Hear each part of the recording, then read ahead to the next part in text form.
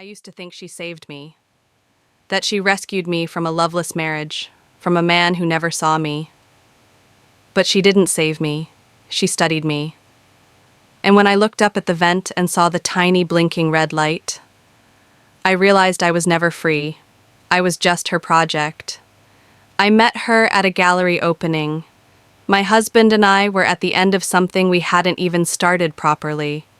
We had stopped touching each other, stopped laughing. But that night, this woman, Anna, stood next to me in front of a canvas splashed in violent reds and golds. And she said, "Do you ever feel like you're looking at someone else's life and pretending it's yours?" I didn't respond, but I think I nodded, and in that second, I had no idea that my life would unravel from that moment on. Anna was unlike anyone I had ever met, confident, sharp. She wasn't loud, but she didn't shrink either.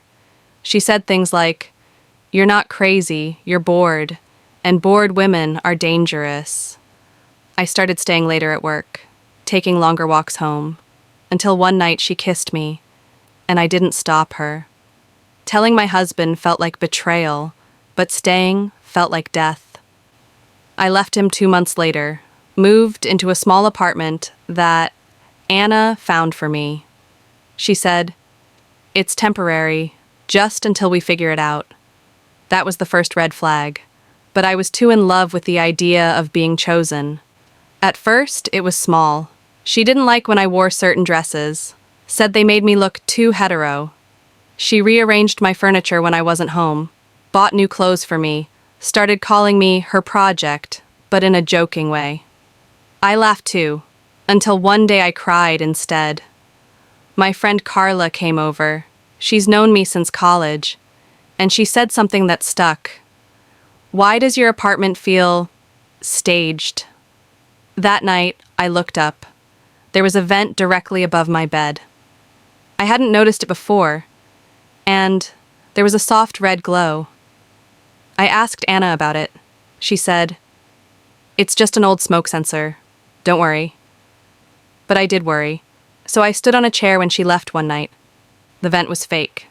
Behind it, a small camera, plugged into a portable battery. I traced the wire to a box behind the wall. It wasn't just filming me. There were multiple files, labeled with dates. Titles like June 10th, Breakdown, July 1st, Confession. She had been watching me for months. I was her experiment, her content. And now I needed to know who else was watching. I don't even remember how I ended up on the bathroom floor that night. But I sat there, cold tile against my legs, Anna's laptop on my lap, shaking.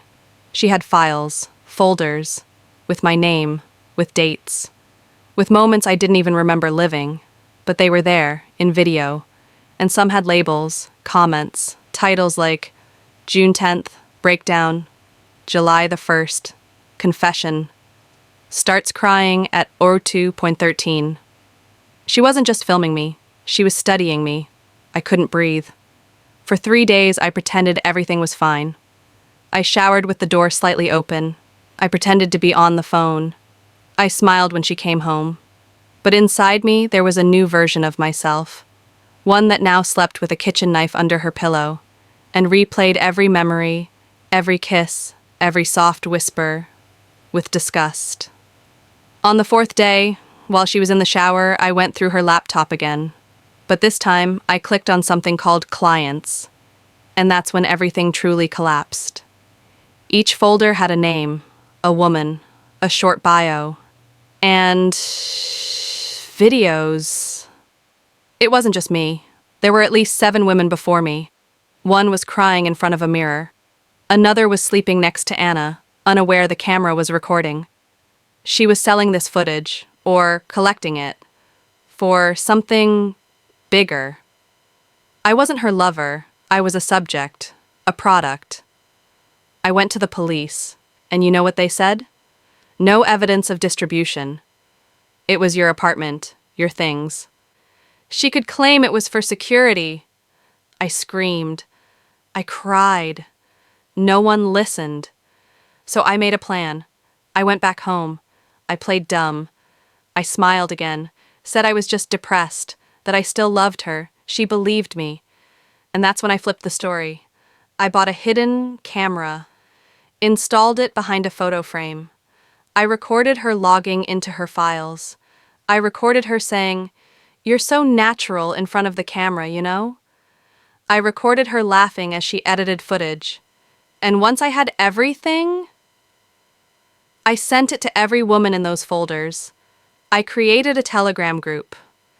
And when it became a collective case, the police had to listen. It took time. But she was arrested for invasion of privacy, psychological manipulation, and unauthorized surveillance. The case made headlines. Ex-artist turns relationships into performance art. 7 women exposed to secret domestic monitoring. She wrote me a letter from prison. "You were my masterpiece." I never replied. Today, I sleep with the lights on. I still check corners of every room. But something in me changed. This wasn't about sexuality. It wasn't even about trust. It was about being seen and believing someone saw you back. But in the end, she wasn't seeing me. She was recording me.